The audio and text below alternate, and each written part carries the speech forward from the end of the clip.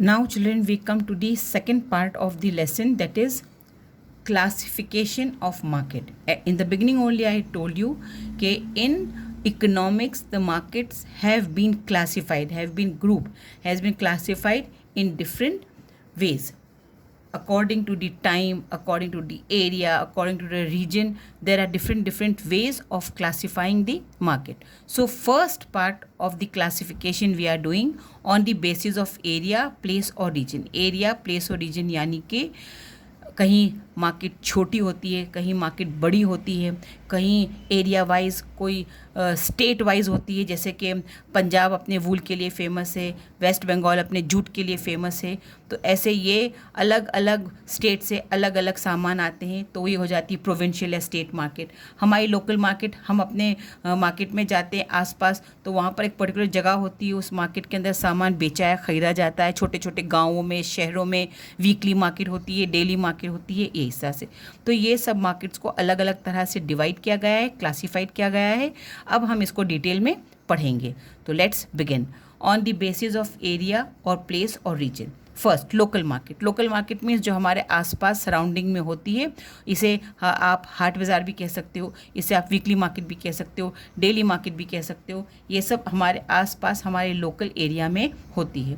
In this type of market the buyers and sellers carry on their transactions at a particular place, से village, town और city. कोई भी शहर, कोई भी गांव, कोई भी कस्बे में जो मार्केट होती है, और यहाँ पर डेली नीड्स का सामान बेचा जाता है।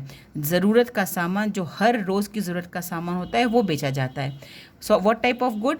Perishable and cheap goods like vegetables, milk, curd, fish, fruit, है ना। भोपाल में भी ऐसी बहुत सारी मार्केट्स आप जाओगे तो देखोगे कहीं पर मछलियाँ बेचने वाले बैठे रहते हैं, आते हैं, सामान बेचकर चले जाते हैं। सुबह आते हैं, शाम को चले जाते हैं, फिर अगले दिन आ जाएंगे, इस तरह से। तो पेरिशेबल गुड्स कौन से होते हैं? जो जल्दी से ख़राब हो जाते हैं, सड़ जाते हैं, डिटरेट हो जाते हैं, तो उन्हें कहा जाता है पेरिशेबल। और नॉन पेरिशेबल में जो लंबे समय तक चलता है। तो लोकल मार्केट में किस तरह के सामान आते हैं? जो 1 दिन 2 दिन के अंदर या तो ख़राब हो जाते हैं या सड़ गल जाते हैं। तो इन perishable and cheap goods like vegetables, milk, curd, fish etcetera. Provincial markets, state wise market. हर स्टेट इंडिया का किसी ना किसी सामान के लिए फेमस है, किसी ना किसी कमोडिटीज़ के लिए फेमस है।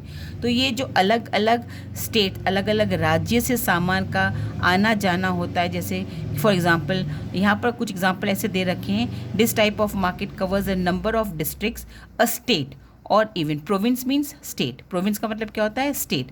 अ स्टेट और even parts of other state under its region. For example jute. West Bengal किसके लिए फेमस होता है? जूट के लिए। यहाँ जूट का सामान बनता है और पूरी इंडिया में वेस्ट बंगाल से जूट का सामान सप्लाई होता है।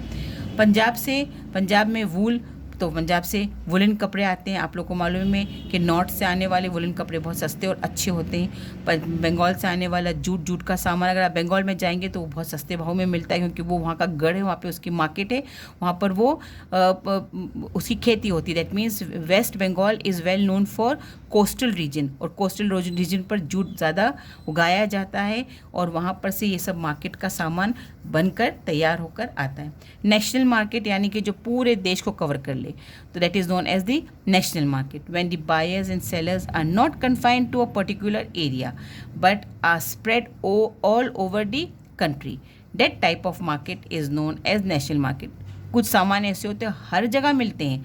आप जिस शहर के किसी भी भाग में चले जाओ, आपको वो पर्टिकुलर सामान हर जगह मिलेगी। उसमें कोई वैरायटी नहीं होगी कि यहाँ पर यही मिलेगा या वहाँ पर वो मिलेगा। ये सामान ऐसे होते हैं जो हर वक्त, हर जगह, हर शहर में हमारे देश के मिल जाएंगे। The potato, cloth, wheat, sugar, bangles, all this type of various things which are available everywhere in the nation wherever you go.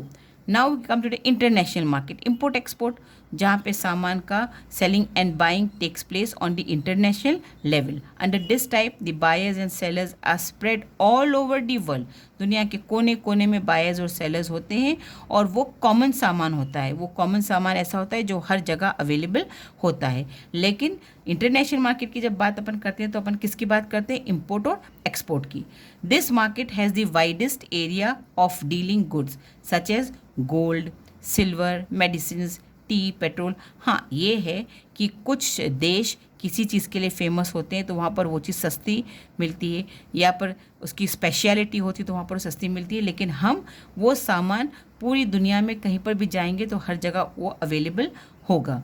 So this is known as the classification